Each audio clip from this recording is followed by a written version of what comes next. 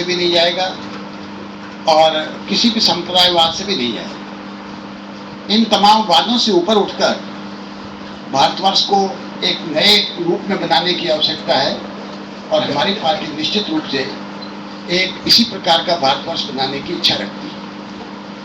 जहाँ तक राज्य के जिम्मेदारियों का प्रश्न है, सत्ता में आने के बाद में हमारी पार्टी का स्पष्ट मत है कि बच्चे के पैदा होने से लेकर के और उसके रोजगार में जाने तक उसकी सारी जिम्मेदारियां स्टेट की होनी चाहिए, चाहे वो एजुकेशन है, चाहे उसको काम धंधा मिलने की है जिम्मेदारी है, और ये सारी जिम्मेदारियां स्टेट को वहन करनी चाहिए।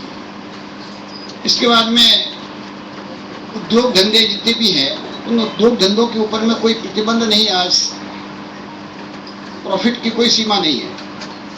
इतनी मंदी के टाइम में भी मैंने कोई भी बैलेंस शीट नहीं देखी जब किसी भी उद्योग को हानि हुई हो।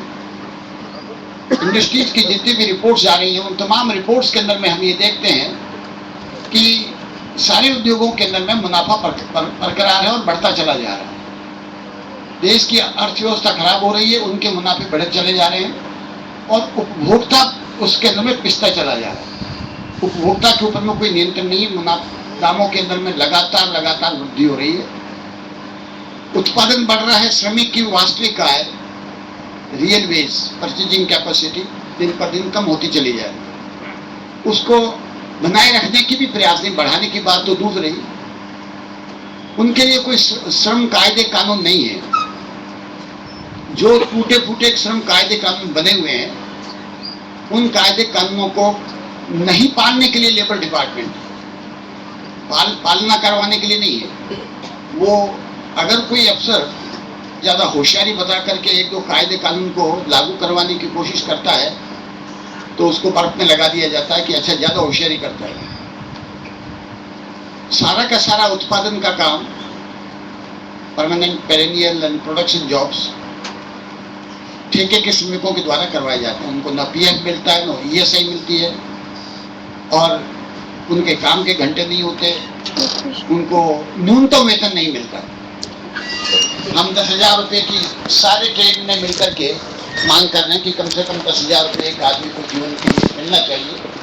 उस वेज को देने के लिए तैयार नहीं है और इसलिए बहुत बड़े आंदोलन हुए हैं।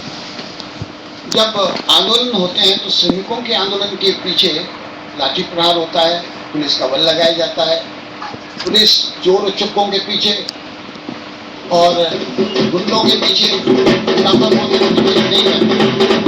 हम ये चाहते हैं कि इस प्रकार की अर्थव्यवस्था हो ताकि मजदूर को सही रूप से जीवन यापन करने का अधिकार मिले, आम जनता को शिक्षा का अधिकार मिले, जीने का अधिकार मिले। और ये जुड़ा हुआ प्रश्न है, 1 मिनट और लूंगा मैं। ये सारा संभव है जब आप नियंत्रण करेंगे आय के साधनों के ऊपर में, चाहे वो इनकम टैक्स का सवाल हो, चाहे ब्लैक मनी का सवाल हो, चाहे विदेशों के अंदर में पड़ा हुआ धन हो। इन तमाम चीजों के ऊपर में जब तक हम नियंत्रण नहीं रखेंगे, इन उत्पादन के कामों के ऊपर में जो खर्च आएगा, उनको रिसोर्सेज सोचने का जो काम है उसके बारे में हमारी स्पष्ट रूप से रूपरेखा है कि कहाँ से पैसे आएंगे और वो कहाँ से खर्च होंगे, इनकी स्पष्ट रूपरेखा हमारे पास। धन्यवाद, बहुत बहुत धन्यवाद। ये जो आप जैसे देख रहे होंगे जो ढोलक बज रही है ये मेरे हाथ में नहीं है, मतलब ये पारदर्शिता इतनी है कि मैं अगर चाहूँ भी तो इसमें डंडी नहीं मार सकता। इसके बाद जो है हम बीएसपी के जो प्रतिनिधि हैं उनसे नहीं अरे आप बोले, अगर आप ये कमान मेरे हाथ में रहने दें तो बहुत अच्छा रहेगा। आपको फिर समय दिया जाएगा दोबारा बाद में।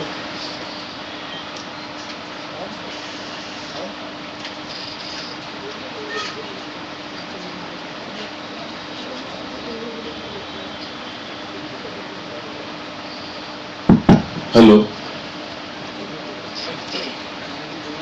मेरा नाम दौलतराम पेंसी है, मैं बहुजन समाज पार्टी का प्रदेश महासचिव हूँ।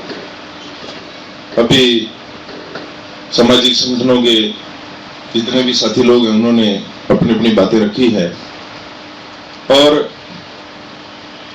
सभी ने कि भारत में सब कुछ अच्छा हो इसके लिए अपने अपने सुझाव भी दिए हैं। लेकिन भारत एक जाति प्रधान देश है।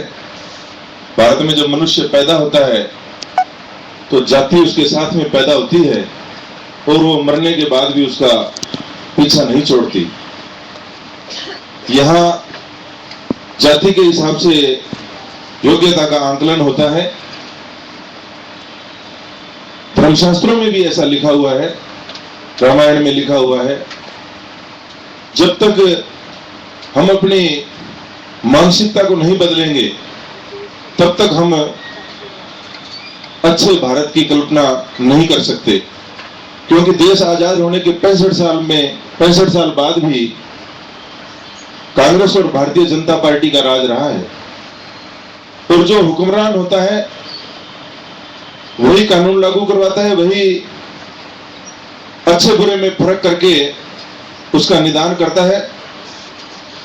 लेकिन सबसे ज्यादा इस देश के अंदर कांग्रेस की सरकार रही, और कांग्रेस जिन लोगों के बलबूते पर इस देश के अंदर अपना राज बनाती है, दलितों के, पिछड़ों के, गरीबों के, मुसलमानों के वोटों से, फिर राज आने के बाद में वो उनकी सुध नहीं लेती। जब तक हम लोग वोट के प्रति जागरूक नहीं होंगे तब तक हम अच्छे भारत की कल्पना नहीं कर सकते, क्योंकि आज सबसे ज्यादा जो महत्वपूर्ण है वो वोट है। आप जिस भी पार्टी को ज्यादा वोट दोगे उसकी सरकार बनेगी। और जो चुनावी घोषणा पत्र है उसमें सैकड़ों घोषणाएं करती हैं दोनों पार्टियां, लेकिन उनको लागू नहीं करती। अभी मेरे एक साथी ने कहा था कि देश आजाद होने के 65 साल बाद भी दलितों को घोड़ी पर बैठ करके दुल्हे की बिदोरी नहीं निकालने दी जाती, मुकदमे दर्ज होते हैं लेकिन सजा एक को भी नहीं हुई आज तक। छुआछूत, अन्याय, अत्याचार बड़े पैमाने पर देश में प्रत्येक राज्यों में होते हैं, लेकिन जिनकी सरकारें होती है वो उनके खिलाफ कोई कार्रवाई नहीं करती। किनके खिलाफ? अन्याय अत्याचार करने वालों के खिलाफ, छुआछूत करने वालों के खिलाफ।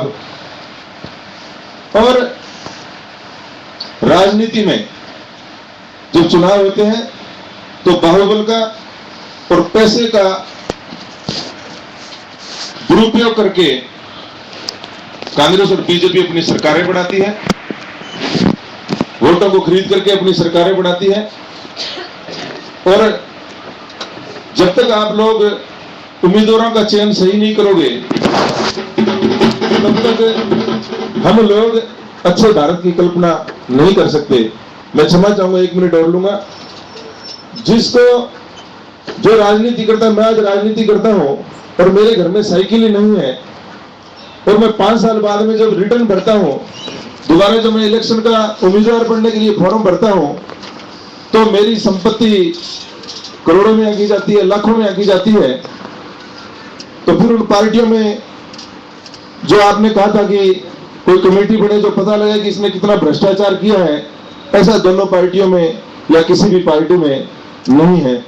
साथियों, जब तक हम लोग भारतीय संविधान में आस्था नहीं रखेंगे, उसको लागू करवाने के लिए जनप्रतिनिधियों को बाध्य नहीं करेंगे, तब तक हम लोग अच्छे भारत की कल्पना नहीं कर सकते।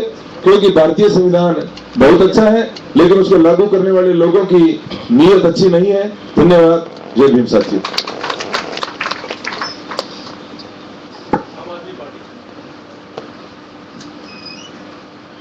मैं doctor Virendra Singh, asthma allergy का डॉक्टर था, और अब मैं आम चुनाव में आम आदमी पार्टी का प्रत्याशी हूँ जयपुर से। बैठा बैठा सोच रहा था कि हम बीमारी की बात नहीं कर रहे, हम लक्षणों की कर रहे हैं। खांसी आती है साहब इलाज करो, बुखार आती है इलाज करो, छाती में दर्द है इलाज करो, कफ में खून है इलाज करो। अरे भाई, कारण तो टीबी है और आज वर्ल्ड टीबी डे है।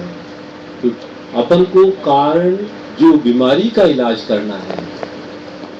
भाइयों बहनों, देश की शहीदों ने कुर्बानी दी थी कि सोने की चिड़िया भारत वापस सोने की चिड़िया बन जाएगा आजादी के बाद। क्या बना? 67 साल बाद भी आज हमारा देश कंपटीशन करता है तो लंका, पाकिस्तान और बांग्लादेश से सारे देश आगे चले गए हैं। कारण क्या है? वही जो आप सबने कहा, व्यवस्था में व्याप्त भ्रष्टाचार। जनता वोट देती है व्यवस्था परिवर्तन को, होता सिर्फ सत्ता परिवर्तन है। नीचे से लेके ऊपर तक जो व्यवस्था है, और आम आदमी जहां जाके अपनी एप्लीकेशन देता है, वो चाहे पुलिस हो, चाहे नगर निगम हो या कहीं और हो, उसकी कठिनाई में और कार्य के अंदर कोई अंतर नहीं पड़ा। इसीलिए जरूरत है व्यवस्था परिवर्तन की, क्योंकि सिर्फ मंत्री बदलते हैं, बाकी व्यवस्था नहीं बदलती। और व्यवस्था है टोटल भ्रष्टाचार की, क्योंकि 100 रुपए जो आता है मद, वो 20 रुपए उपयोग में आता है और 80% हेरा फेरी में चला जाता है। और हम हंसते हैं, विडंबना देखिए, हम हंसते हैं, अरे सरकारी मनी है जाने दो। लेकिन दोस्तों, वो पैसा किसका है? आपका है। इवन सबसे दरिद्र व्यक्ति भी सुबह पेस्ट करता है तो उसमें 10 से 15% टैक्स देता है। 100 रुपए का पेट्रोल डलाते हैं तो 40 रुपए हम सरकार को देते हैं। ये हमारा चंदा है सरकार को। और फिर वो सरकार योजनाएं बनाती है तो वो योजनाएं दिल्ली या जयपुर से बनती हैं, जो